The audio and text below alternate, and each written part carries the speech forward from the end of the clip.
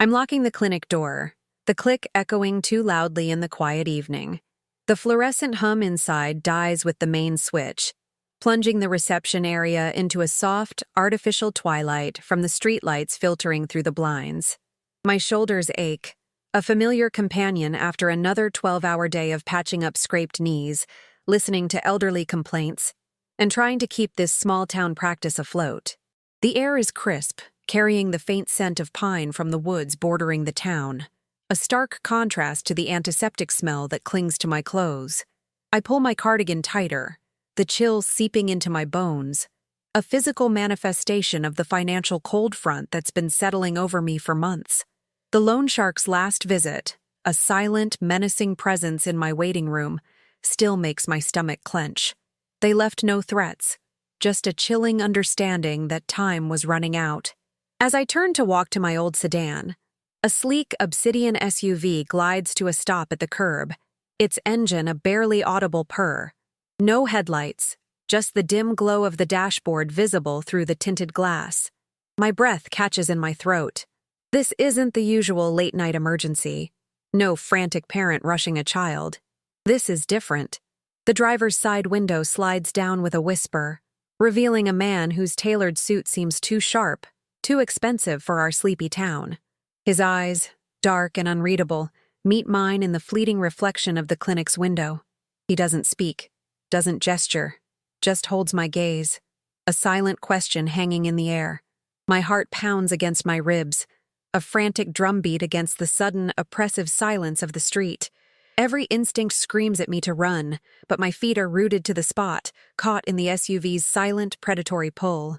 The man in the SUV remains motionless, his presence a heavy weight in the otherwise still evening. I can feel the cold seeping into my hands, which are still clutching my clinic keys, the metal digging into my palm. My mind races, trying to rationalize this encounter. Is it a new patient, lost and looking for directions? But the way he holds himself, the deliberate stillness, speaks of something far more calculated. The streetlights cast long, distorted shadows, making the familiar surroundings feel alien, menacing. I swallow hard, my throat suddenly dry, and force myself to take a step back. A small, almost imperceptible movement, but one that feels like a monumental act of defiance against the unspoken command in his gaze. The silence stretches, taut and suffocating, until I can almost hear the blood rushing in my ears. He finally moves, a slow, deliberate motion as he reaches into the inner pocket of his jacket.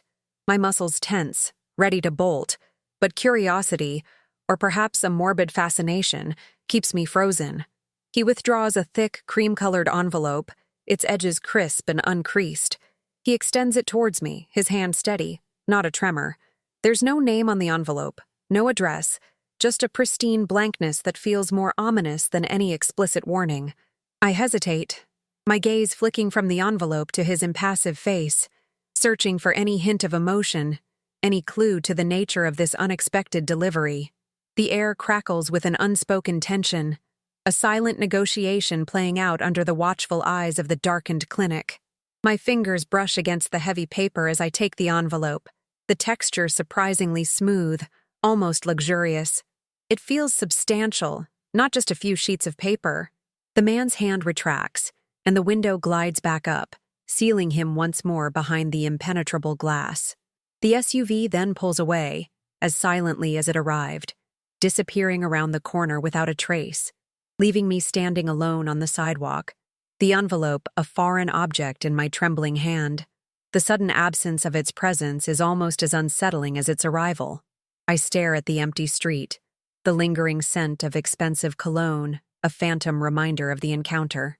My mind struggles to process what just happened, the mundane act of closing my clinic transformed into a scene from a nightmare. I rush inside, my heart still hammering, and lock the door again, double-checking the deadbolt. The clinic, usually a place of comfort and healing, now feels like a fragile shell against an unknown threat. My hands are shaking so badly that it takes me a few tries to tear open the envelope. Inside, there's a single, folded sheet of thick, expensive paper. My eyes scan the elegant script, and a cold dread washes over me. It's a detailed ledger, meticulously itemizing my debt to the loan sharks, down to the last cent of exorbitant interest. But at the bottom, scrawled in a bold, authoritative hand, are just a few words. Your debt is to me now. Expect a call. V. The name V means nothing to me, yet the implication is clear, chillingly so. This isn't a reprieve. It's a transfer of ownership, a shift from one predator to another, perhaps even more dangerous. The loan sharks, for all their brutality, were a known quantity. This V is an enigma, a shadow figure who operates with an unnerving efficiency. I clutch the paper, the edges digging into my palm, my mind reeling. My small, predictable life, already teetering on the brink, has just been irrevocably altered. The quiet clinic, the sleepy town, they feel like a distant memory, replaced by a sudden, terrifying plunge into an unknown, dangerous world. The night stretches before me, long and sleepless. Every creak of the old building, every rustle of leaves outside, sends a jolt of adrenaline through my veins. I replay the encounter with the man in the SUV, dissecting every detail. His tailored suit, the expensive watch glinting under the streetlight, the absolute lack of expression in his eyes. He was a professional, a messenger of a power far beyond anything I've ever encountered. The clinic's financial woes, which once consumed my every waking thought, now seem trivial compared to the new, terrifying reality of being indebted to someone named V. The fear is a cold, hard knot in my stomach, tightening with every passing minute. I try to call my sister Maria, but it's late, and I don't want to alarm her without understanding more. She lives 2 states away, her life a world apart from the quiet struggles of my small town. What would I even tell her? That I've somehow managed to transfer my crippling debt from local thugs to an unknown, powerful entity? The absurdity of it all would be laughable if it weren't so terrifyingly real. I pace the small clinic office, the ledger spread out on my desk, its elegant script a mocking testament to my predicament. The silence of the night presses in, amplifying my anxiety, making every shadow seem to hold a hidden threat. The phone rings, a jarring sound in the stillness. My heart leaps into my throat. It's an unknown number. I stare at the caller ID, my hand hovering over the receiver, a battle raging within me. Do I answer and step further into this unknown, or do I ignore it and pretend this nightmare isn't real? The phone rings again, insistent, demanding. I take a deep breath, steeling myself, and answer. My voice a shaky whisper. A deep, calm voice, devoid of any discernible accent, speaks on the other end. Dr. Petrova, I trust you received my message. It's him, V. His voice is smooth, almost hypnotic, carrying an undeniable authority that sends shivers down my spine. He doesn't waste time with pleasantries. He explains, in precise, measured tones, that my debt has been acquired, and the terms are now his.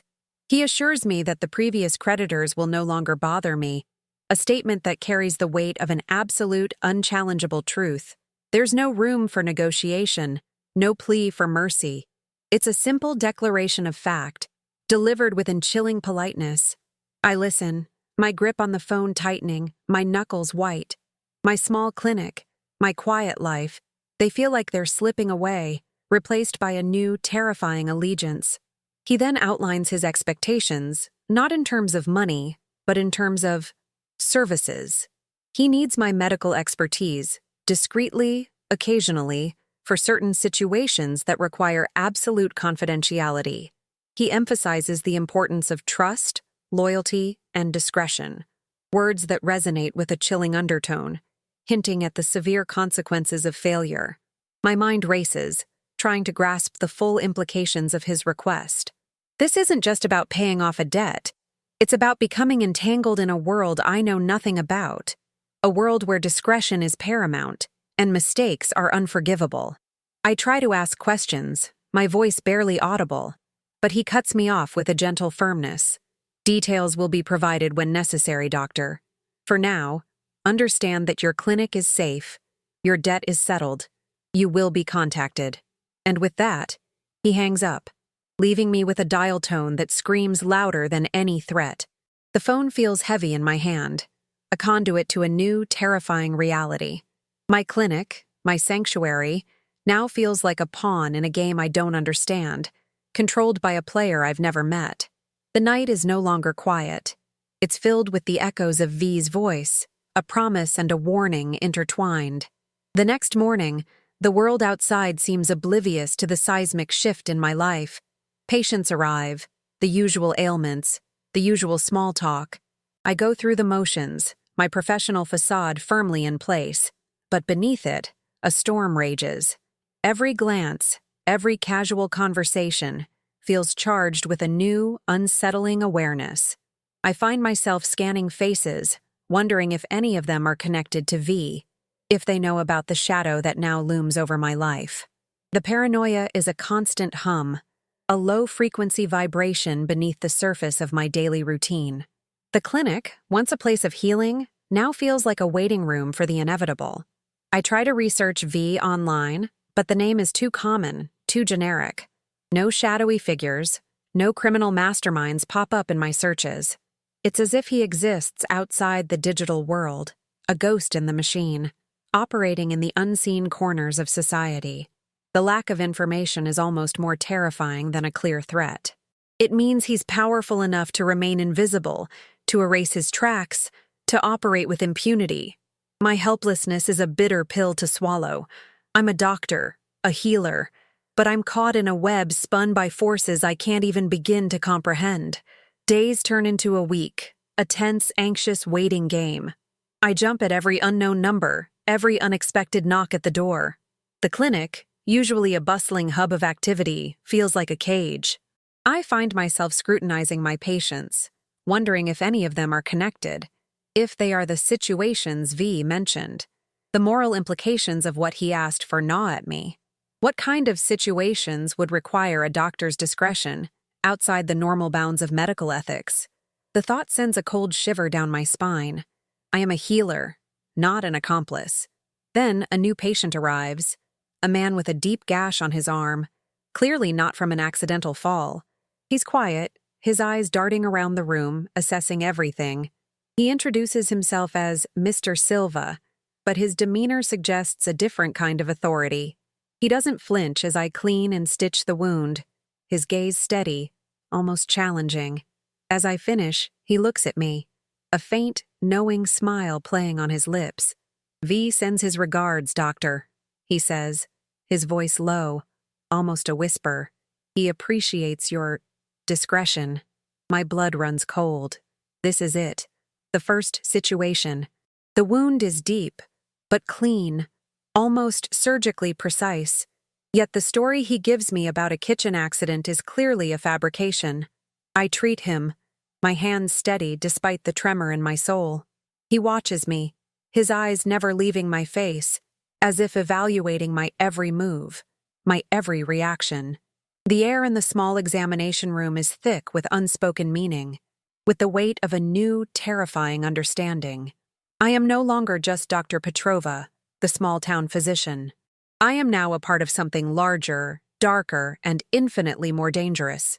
My clinic has become a clandestine medical station, and I, its unwilling operative. The encounter with Mr. Silva leaves a lingering unease, a metallic taste in my mouth. His quiet intensity, the way his eyes seem to absorb every detail of the clinic, of me, has etched itself into my memory. I find myself constantly replaying the scene, searching for clues, for any sign of what lies ahead. The debt, once a tangible burden, now feels like a leash, pulling me deeper into a world I desperately want to avoid. My medical oath, once a guiding light, now feels like a heavy chain, binding me to a path fraught with moral compromises. The clinic, my life's work, has become a stage for a drama I never auditioned for, and the audience is unseen, omnipresent. A few days later, another call comes, again from an unknown number. This time, V's voice is more direct, less veiled. He instructs me to prepare for a patient, a sensitive case that requires my full attention and absolute secrecy. He gives me a time, late at night, and a specific set of instructions. Clear the clinic, lock all doors, draw the blinds, and have specific medical supplies ready.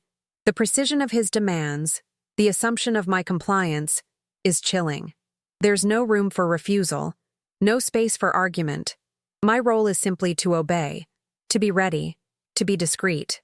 The weight of his words presses down on me, suffocating any lingering thoughts of resistance. That night, as the clock ticks towards the appointed hour, I move through my clinic like a ghost, preparing everything as instructed.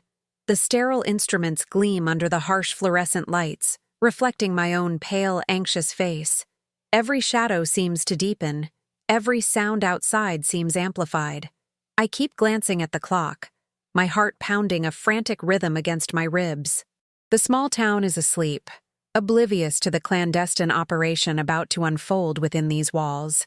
I feel a profound sense of isolation, cut off from the normal world, drawn into a secret pact with a man whose power I can only guess at. A black van, larger and more imposing than the SUV, pulls up silently outside. Two men, built like brick walls, emerge, their faces unreadable. They carry a third man between them, his body limp, a dark stain spreading across his shirt. He's conscious, barely, his eyes fluttering open to meet mine for a fleeting moment before pain overtakes him. My medical instincts kick in, overriding the fear, the moral quandaries. This is a patient, and he needs help. The men lay him gently on the examination table, their movements surprisingly careful for their intimidating stature. They stand back, silent sentinels, their presence a constant reminder of the stakes. The wound is severe, a deep stab wound to the abdomen. He's losing blood rapidly. I work quickly, my hands moving with practiced efficiency, my mind focused solely on the task at hand. The men watch, their silence unnerving, their eyes following my every move. I can feel their scrutiny, their unspoken judgment. This isn't just about saving a life, it's about proving my worth, my competence, my discretion to V. The pressure is immense, a suffocating blanket of expectation. The air in the room is thick with the metallic tang of blood and the unspoken tension of the moment. As I work, I notice details: the patient's expensive watch, the faint, intricate tattoo on his wrist, the way the two men stand guard, their hands never far from their jackets. This isn't a random act of violence. This is a consequence, a brutal lesson. I don't ask questions. I don't comment. I simply focus on the wound, on the life bleeding out before me. My medical training has always been about saving lives, about healing. But now, it feels like I'm patching up the casualties of a war I don't understand. A war fought in the shadows. The moral lines blur, smudged by fear and the desperate need to survive. Hours later, the patient is stabilized. He's weak, but he'll live. The two men nod, a silent acknowledgement of my success. They help him up, supporting him as they lead him out to the waiting van. Before they leave, one of them places a thick envelope on my desk. It's filled with cash, far more than I would charge for such an emergency. It's a payment, but also a reminder, a tangible symbol of my new, terrifying arrangement. The money feels dirty, tainted by the violence it represents. Yet I know it will keep the clinic afloat, at least for a little while longer. The irony is not lost on me. The clinic is silent once more, but the silence is different now, heavier, imbued with the memory of blood and unspoken threats. I clean up, meticulously wiping away every trace of the night's events, but the stains on my conscience feel indelible. My hands, still smelling faintly of antiseptic and blood, tremble as I wash them. I look at my reflection in the sterile steel of the sink, a stranger staring back at me, her eyes haunted, her face etched with a new kind of weariness. I am no longer just a doctor. I am a participant, an unwilling cog in a machine I don't understand, a machine that deals in violence and secrets. The calls from V become more frequent, the situations more varied. Sometimes it's a minor injury, a broken bone from a fall. Other times, it's something more complex, requiring delicate surgery, always under the watchful eyes of his silent enforcers. Each time, the payment is generous, but the cost to my soul is immeasurable. I find myself living a double life, a respected small-town doctor by day, a clandestine medic by night. The stress is immense, a constant pressure that threatens to crack my carefully constructed facade. My sleep is fitful, plagued by nightmares of blood and shadows. I try to maintain a semblance of normalcy, to cling to the routine that once defined my life. I still treat my regular patients, still listen to their mundane complaints, still offer comfort and reassurance. But beneath the surface, a growing paranoia takes root. I scrutinize every new face, every unfamiliar car, convinced that V's network is everywhere, watching, listening. The small town, once a haven, now feels like a cage, its familiarity a constant reminder of how deeply I've fallen into this trap. The line between right and wrong blurs further with each passing night. One evening, V calls with a different kind of request. Not a patient, but information. He asks about a specific patient, a local businessman who recently came to me for a routine checkup. He wants to know about his health, his habits, any vulnerabilities. My blood runs cold. This isn't about healing. It's about exploitation, about using my medical knowledge for nefarious purposes. My oath screams in my head, a desperate protest against this violation. I try to refuse, to explain the sanctity of patient confidentiality, but his voice, though calm, carries an unmistakable edge of steel. "Doctor," he says, his voice dropping to a low, dangerous tone, "your debt is to me. Your clinic, your future, they depend on your cooperation. Do you understand the implications of refusal?" The unspoken threat hangs heavy in the air, a chilling reminder of the power he wields. I imagine Maria, my sister, her innocent life, and the thought of her being caught in this web of danger makes my resolve crumble. I swallow hard, the bitter taste of defeat filling my mouth. "Yes," I whisper, the word a betrayal of everything I stand for. "I understand. The information I provide, vague and carefully worded, feels like a poison seeping into my soul. I rationalize it, telling myself I'm protecting my clinic, my sister, my own life. But the guilt is a heavy cloak, suffocating me. I see the businessman's face in my mind, his trust in me, and a wave of self-loathing washes over me. I've crossed a line, a moral boundary that I swore I would never breach. The clinic, once a symbol of my dedication to healing, now feels like a monument to my compromise, a testament to the choices I've been forced to make. The consequences of my cooperation are swift and unsettling. The businessman disappears a few days later, his sudden absence a stark, chilling testament to V's efficiency and ruthlessness. No one in town seems to know what happened, just whispers and rumors. I carry the secret like a lead weight in my chest, the knowledge of my complicity a constant torment.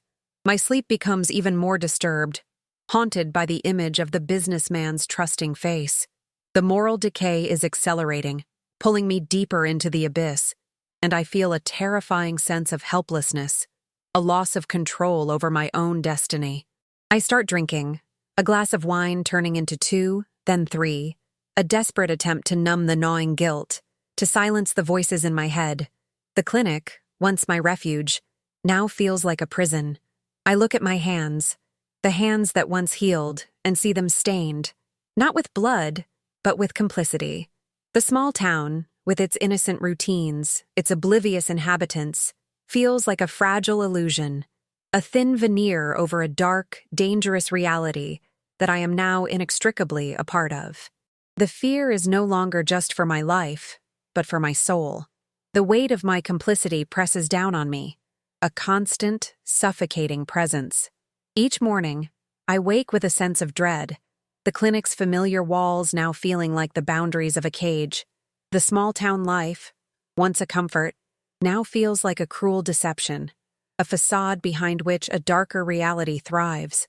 I see the faces of my patients, their trust in my eyes, and the guilt gnaws at me, a relentless parasite. The money V provides, once a lifeline, now feels like blood money, a constant reminder of the moral compromises I've made. My reflection in the mirror shows a woman I barely recognize, her eyes haunted, her smile a practiced, brittle thing. V's demands escalate, becoming more frequent, more intrusive. He no longer just sends injured men. He sends people who need to disappear, people who need new identities, new medical histories. My clinic becomes a clandestine hub for his operations, a place where lives are erased and rewritten, where identities are shed like old skin. I find myself forging documents, fabricating medical records. My hands, once dedicated to healing, now engaged in a meticulous dance of deception. Each act chips away at my conscience, leaving me feeling hollowed out, a shell of the doctor I once was. The line between right and wrong has not just blurred, it has vanished entirely. One night, a woman is brought in, young and terrified, her face bruised, her eyes wide with a desperate plea. She's not injured in the way V's men usually are. Her wounds are from a different kind of violence, a more personal, intimate brutality. She's a problem V needs handled, a loose end, and my role is to ensure she vanishes without a trace. As I look into her eyes, I see my own fear reflected back, a raw, visceral terror. My medical oath screams in my head, a desperate dying protest against this ultimate betrayal. This isn't just about discretion. It's about erasing a life, about becoming an accessory to something truly monstrous. I hesitate, my hands trembling as I prepare the necessary paperwork, the false identity. The men who brought her in watch me, their impassive faces a silent threat. I know what will happen if I refuse, what V is capable of. The image of Maria, my sister, flashes in my mind, a desperate plea for self-preservation. But the woman's eyes, filled with a silent, desperate plea for help, pierce through my fear, through the layers of self-justification. I can't do it. I can't be a part of this. The moral line, though faint, reappears, stark and unyielding.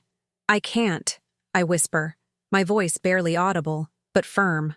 The words hang in the air, a defiant challenge to the silent threats. The men stiffen, their eyes narrowing, their hands instinctively moving towards their jackets. The air in the small examination room crackles with a sudden, dangerous tension. The woman on the table watches me, her breath catching in her throat, a flicker of hope, quickly extinguished by fear in her eyes. I know this is a death sentence, not just for her, but for me. My heart pounds, a frantic drumbeat against the silence, but a strange sense of calm settles over me. I've finally found my line. One of the men steps forward, his face a mask of cold fury. "You forget yourself, doctor," he growls, his voice low and menacing. V does not tolerate insubordination. I meet his gaze, my own eyes filled with a desperate resolve. "I am a doctor," I say, my voice gaining strength, "not an executioner. I will not be a part of this." The words are a declaration, a reclaiming of my identity, even if it means my own demise. The clinic, once a place of compromise, now feels like a battlefield, and I, its unlikely warrior. Just as the man raises his hand, a sharp, authoritative voice cuts through the tension. "Stand down." V himself steps out from the shadows of the waiting room, his presence filling the clinic with an undeniable aura of power. He's impeccably dressed, as always, his eyes, dark and piercing, fixed on me. The woman on the table shrinks back, terrified. My heart pounds, but I hold his gaze, refusing to back down. This is it, the moment of reckoning, the climax of my unwilling entanglement. V approaches, his steps slow and deliberate, each one a hammer blow against my fragile resolve. He stops directly in front of me, his eyes boring into mine, searching, assessing. The air is thick with unspoken threats, with the weight of his immense power. "You disappoint me, doctor," he says, his voice calm, almost conversational, yet laced with an icy menace that sends shivers down my spine. "I thought you understood the terms of our arrangement." My breath hitches, but I refuse to break eye contact. "I understand my oath," I retort, my voice trembling but holding firm. "I heal. I do not destroy."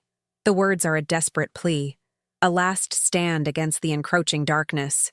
He studies me for a long moment, his expression unreadable, and I brace myself for the inevitable, for the swift, brutal consequences of my defiance. The clinic, once a symbol of my life's purpose, now feels like the stage for my final act, a desperate attempt to reclaim my soul. Then, to my astonishment, a faint, almost imperceptible smile touches his lips. "An admirable conviction, Doctor," he says, his voice still calm, but with a hint of something I can't quite decipher, but misplaced in this instance. He turns to the woman on the table, his gaze softening, a flicker of something akin to pity in his eyes. She is not to be harmed. She is to be protected. Her disappearance is for her own safety, not her demise. My mind reels, trying to process his words, the sudden shift in his demeanor. He then explains in a low voice that the woman is a witness, a victim of a rival faction, and her disappearance is a necessary measure to keep her safe, to give her a new life away from the dangers that threaten her. My relief is immense, a tidal wave washing over me, but it's quickly followed by a wave of confusion. This isn't the ruthless, cold-blooded monster I imagined. This is a man who, in his own twisted way, is offering protection, a strange, dangerous form of justice. The moral landscape shifts again, becoming even more complex, more ambiguous.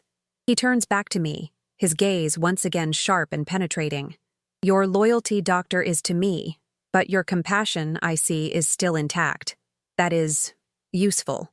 He gestures to his men. "Ensure she is cared for. And, Doctor," he adds, his voice dropping to a whisper, "do not question my methods again. My intentions, however opaque, are always precise." The warning is clear, but there's also a hint of something else. A strange respect, perhaps, for my defiance. The clinic, once a place of fear, now feels like a crucible, forging a new, unsettling understanding between us. The woman is taken away, not roughly, but with a surprising gentleness. V remains for a moment, his eyes sweeping across the clinic as if assessing its potential, its new role in his intricate world. He then turns and walks out, his departure as silent and imposing as his arrival. I am left alone in the sterile silence, my mind reeling, trying to reconcile the ruthless power with the unexpected act of mercy. The climax has passed, but the aftermath is far from clear. My understanding of V, and of my own place in his world, has been irrevocably altered.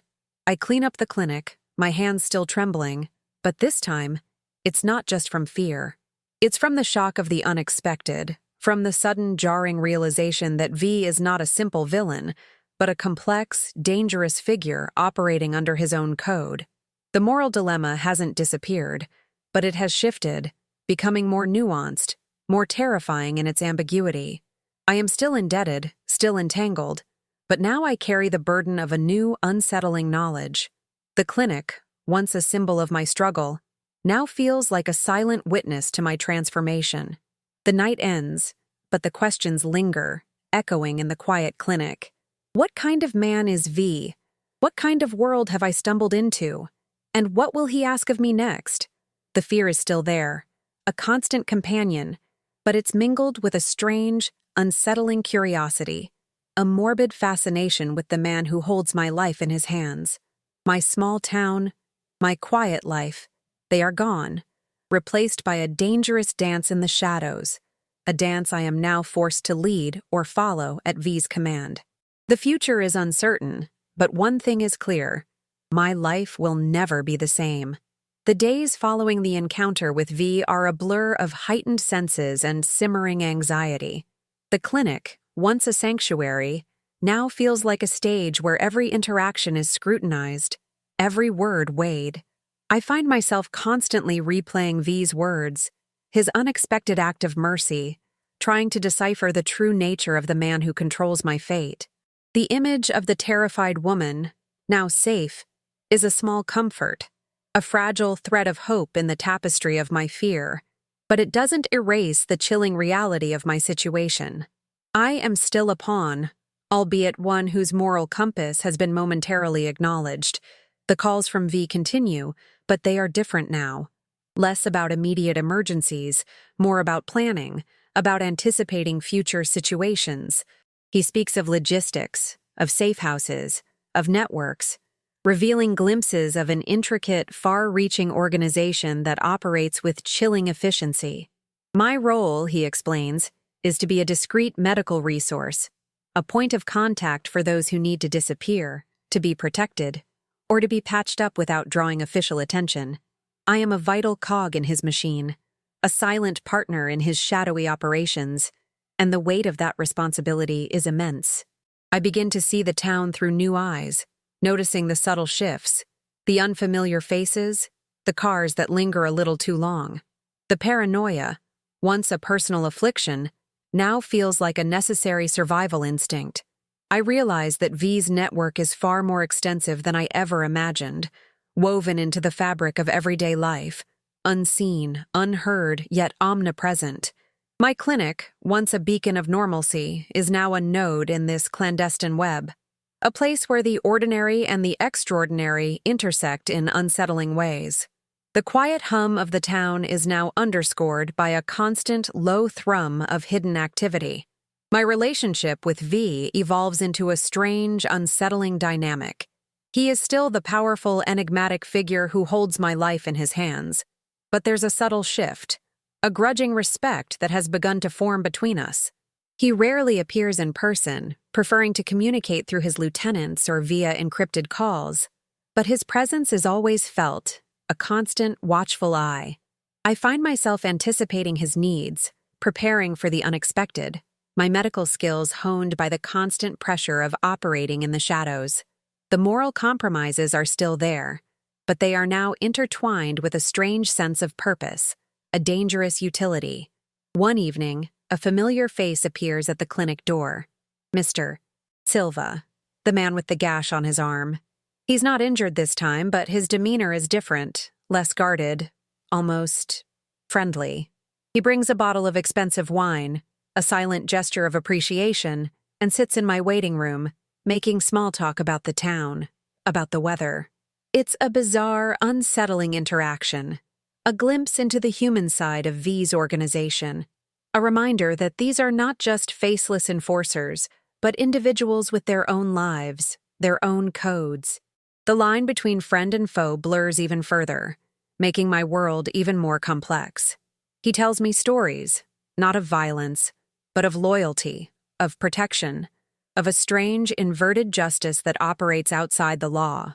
He speaks of V with a reverence that borders on devotion, painting a picture of a man who, despite his ruthless methods, adheres to a strict code of honor, a protector of his own, a dispenser of a harsh, uncompromising form of order. I listen, my mind grappling with this new perspective, trying to reconcile the image of the cold, calculating leader with this unexpected portrayal of a complex, almost paternal figure. The world I've stumbled into is far more nuanced than I ever imagined. The clinic, once a symbol of my struggle, now feels like a strange kind of sanctuary, a neutral ground where the rules of the outside world don't quite apply.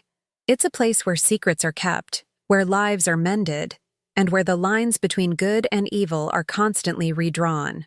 I find a strange sense of empowerment in my new role, a dangerous competence that comes from operating under extreme pressure. My hands, once trembling with fear, now move with a steady, unwavering resolve, a testament to the resilience I've discovered within myself.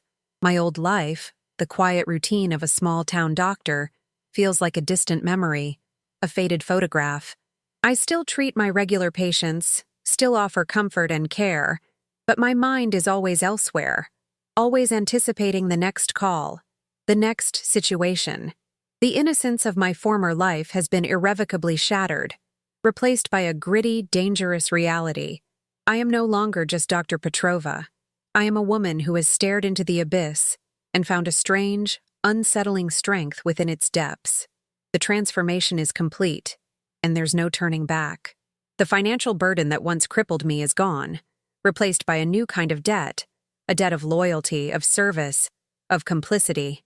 The clinic thrives, a testament to V's generosity, but the price is my freedom, my peace of mind. I am bound to him, to his world, by an invisible chain, a silent pact that dictates my every move. The irony is not lost on me. I escaped one form of servitude only to fall into another, far more complex and dangerous. The clinic, once a dream, is now a gilded cage, a symbol of my unwilling allegiance. I often think of Maria, my sister, and the life she leads, so far removed from the shadows that now define mine. I can't tell her, can't burden her with the truth of my existence. The secret is mine to bear, a heavy weight that isolates me from the people I love. The loneliness is a constant companion, a silent echo in the quiet clinic. I am a doctor, a healer, but I am also a keeper of secrets, a silent witness to a world that most people never even know exists. The price of survival is often isolation.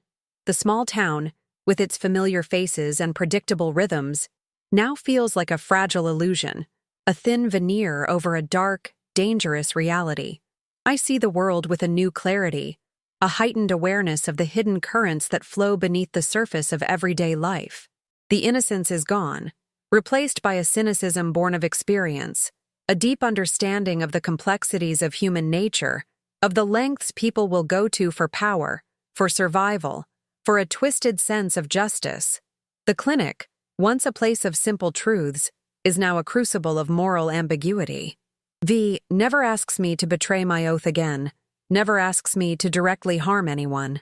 His requests are always framed in terms of protection, of discretion, of ensuring that certain individuals disappear from the radar of those who would harm them.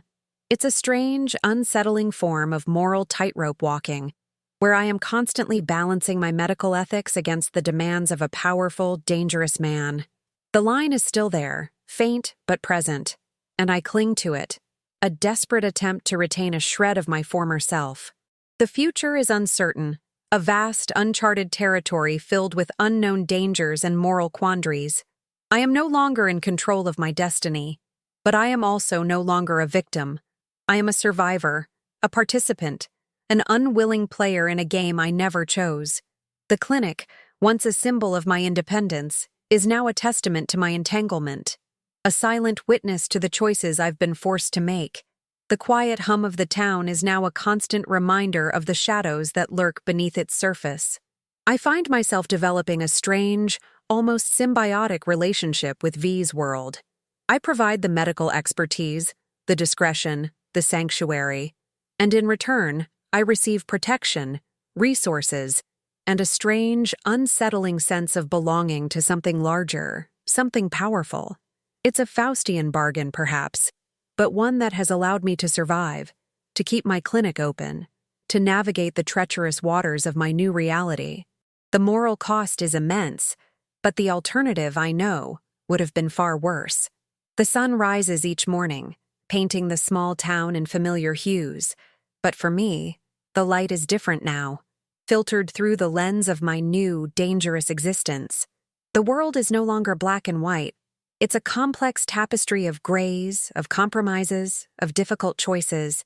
The clinic stands, a silent monument to my transformation, a place where healing and danger coexist, where the oath of a doctor is tested against the demands of a shadow world.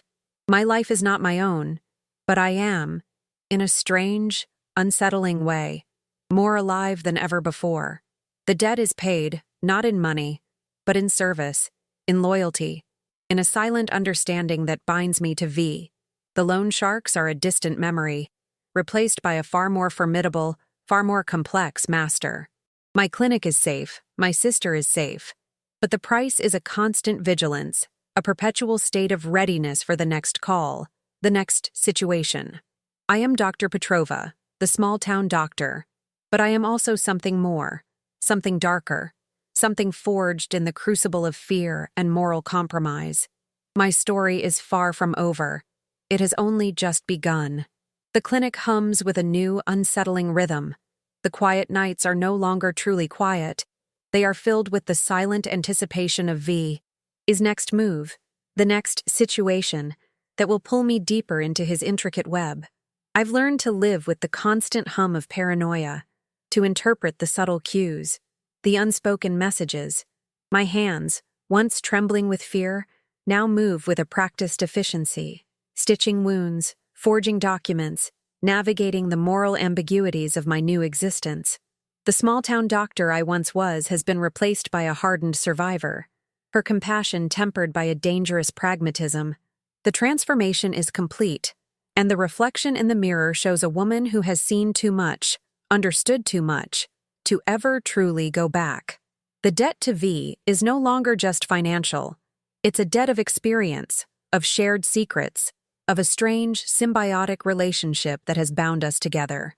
He has provided protection, resources, and a twisted sense of purpose, and in return, I have become an indispensable asset, a silent partner in his clandestine operations.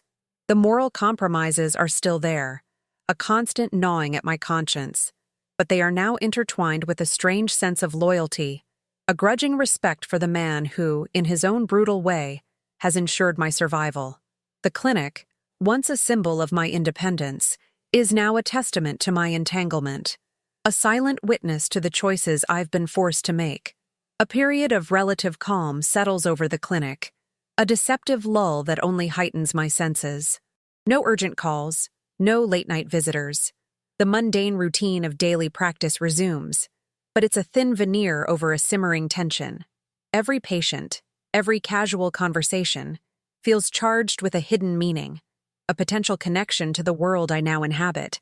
I find myself observing people more closely, noticing the subtle tells, the unspoken anxieties, the secrets they carry beneath their everyday facades. The world, once simple, is now a complex tapestry of hidden motives and unspoken truths, and I am an unwilling, yet increasingly adept, interpreter. My sister Maria calls occasionally, her voice a lifeline to a life I can no longer fully share. I weave elaborate fictions, tales of a thriving practice, of a quiet, contented life, each lie a small betrayal, a necessary shield to protect her from the darkness that now surrounds me. The guilt is a constant companion, a silent echo in the quiet clinic, but the alternative, exposing her to the dangers of V's world, is unthinkable. The isolation is immense, a heavy cloak that separates me from the people I love, but it is a price I am willing to pay for their safety, for my own precarious existence. The small town, with its familiar faces and predictable rhythms, now feels like a stage, and I, its reluctant performer. I play the part of the dedicated doctor, the compassionate healer, while beneath the surface, a different drama unfolds, a dangerous dance in the shadows. The innocence is gone, replaced by a cynicism born of experience, a deep understanding of the complexities of human nature, of the lengths people will go to for power, for survival, for a twisted sense of justice. The clinic, once a place of simple truths, is now a crucible of moral ambiguity, and I, its unwilling alchemist. Then, the call comes, not for a patient, but for a delicate negotiation. V needs me to act as an intermediary, a neutral party in a dispute between two rival factions. My medical background, my perceived impartiality, makes me the ideal candidate. He explains that the stakes are high, a fragile truce hanging in the balance, and my role is to facilitate communication, to ensure that the terms are understood, and to provide a veneer of legitimacy to the proceedings. My heart pounds, a frantic drumbeat against my ribs. This is a new level of entanglement, a step beyond patching up casualties. This is about shaping the conflict itself. I am driven to a secluded mansion, nestled deep within a forest, its modern architecture a stark contrast to the ancient trees surrounding it. The air is thick with tension, the silence punctuated by the rustle of leaves and the distant chirping of crickets. Inside, the atmosphere is even more oppressive. Two groups of men, impeccably dressed, sit on opposite sides of a long polished table, their faces grim, their eyes wary. V is there, a silent, imposing presence at the head of the table, his gaze sweeping over the room, missing nothing.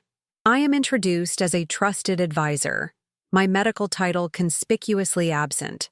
My role is to translate, not just words, but intentions, to bridge the chasm of distrust that separates these men. I listen intently, my mind racing, trying to decipher the nuances of their language, the hidden threats, the unspoken demands. The air crackles with suppressed violence, a constant reminder of the precarious balance we are trying to maintain. I find myself drawing on every ounce of my intuition, every shred of my understanding of human psychology, to navigate this treacherous landscape. The clinic, with its life and death decisions, suddenly feels like a simpler, more straightforward world. Hours pass, filled with tense exchanges, veiled threats, and grudging concessions. My voice, calm and measured, becomes a conduit for their volatile emotions, a filter through which their anger and suspicion are channeled. I feel the weight of their expectations, the immense pressure of the moment, knowing that a single misstep, a single misinterpreted word, could shatter the fragile peace. V watches me, his expression unreadable, his silence a constant evaluation. I am performing, not just for them, but for him, proving my worth in a new, dangerous arena. Finally, a tentative agreement is reached. A fragile truce brokered through my careful mediation. The tension in the room eases, a collective sigh of relief, almost imperceptible, passing through the assembled men.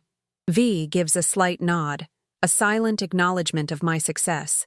The men rise, their movements still stiff, but the immediate threat of violence has receded. I feel a strange mix of exhaustion and exhilaration, a profound sense of accomplishment, tinged with the chilling realization of how deeply I am now embedded in this world. As I am driven back to the clinic, the night sky is beginning to lighten, the first hints of dawn painting the horizon. The world outside seems to be waking up, oblivious to the clandestine negotiations that have just taken place. I look at my hands, still trembling slightly, and realize they are no longer just the hands of a healer. They are the hands of a negotiator, a diplomat in a world where diplomacy is often enforced by violence. The moral lines have not just blurred, they have been redrawn, redefined by the demands of survival and the complexities of power. The clinic feels different upon my return, imbued with a new significance. It is no longer just a place of healing. It is a sanctuary, a neutral ground, a hub for operations that extend far beyond the confines of small-town medicine. My role has expanded, my responsibilities deepened. I am no longer just a doctor who patches up V's casualties. I am an active participant, a strategic asset in his intricate network. The transformation is complete, and there is no turning back, no illusion of a return to the simple life I once knew.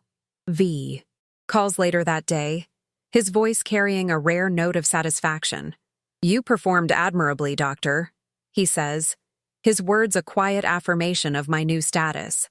"Your discretion and your unique perspective are invaluable." He then outlines a new arrangement, a more formal integration into his operations, offering resources, protection, and a level of autonomy I hadn't dared to hope for. The debt, he implies, is no longer just a burden. It is a partnership, a mutual understanding of shared interests and intertwined destinies. I accept, not with resignation, but with a strange sense of acceptance, even a nascent sense of purpose. The moral compromises are still there, a constant shadow, but they are now accompanied by a growing understanding of the complex, often brutal, realities of power and survival. I am not a hero, nor am I a villain. I am simply a woman who has adapted, who has found a way to navigate a dangerous world, using her skills and her intellect to carve out a place for herself. The clinic, my life's work, has become my stronghold, my base of operations. My life is now a delicate balance, a constant dance between the mundane and the clandestine. By day, I am Dr. Petrova, the respected small-town physician, tending to the ailments of my community. By night, I am a silent operative in V's world, a keeper of secrets, a facilitator of hidden agendas. The two worlds coexist, separated by a thin, permeable membrane, each influencing the other in subtle, unsettling ways. The constant vigilance, the perpetual state of readiness, has become my new normal, a part of who I am. The fear is still there, a low hum beneath the surface, but it is no longer paralyzing. It has transformed into a sharp, focused awareness, a tool for survival. I have learned to trust my instincts, to read the unspoken, to anticipate the unexpected. The small town, with its innocent routines, its oblivious inhabitants, now feels like a fragile illusion, a thin veneer over a dark, dangerous reality that I am now inextricably a part of. The clinic, once a symbol of my struggle, is now a testament to my resilience, my capacity to adapt and survive. The debt is paid, not in money, but in service, in loyalty, in a silent understanding that binds me to V. The loan sharks are a distant memory, replaced by a far more formidable, far more complex master. My clinic is safe, my sister is safe, but the price is a constant vigilance, a perpetual state of readiness for the next call, the next situation. I am Dr. Petrova, the small-town doctor, but I am also something more, something darker, something forged in the crucible of fear and moral compromise. My story is far from over. It has only just begun, and the clinic stands, a silent witness to my new, dangerous life. The future stretches before me, uncertain and fraught with peril, yet also with a strange, unsettling sense of possibility. I am no longer just a victim of circumstance. I am an active participant, a player in a game I never chose, but one I am now determined to master. The clinic, my sanctuary and my prison, remains my anchor, the place where my two lives converge. The quiet hum of the town is now a constant reminder of the shadows that lurk beneath its surface. And I, Dr. Petrova, am now one of them, a silent guardian of its hidden truths.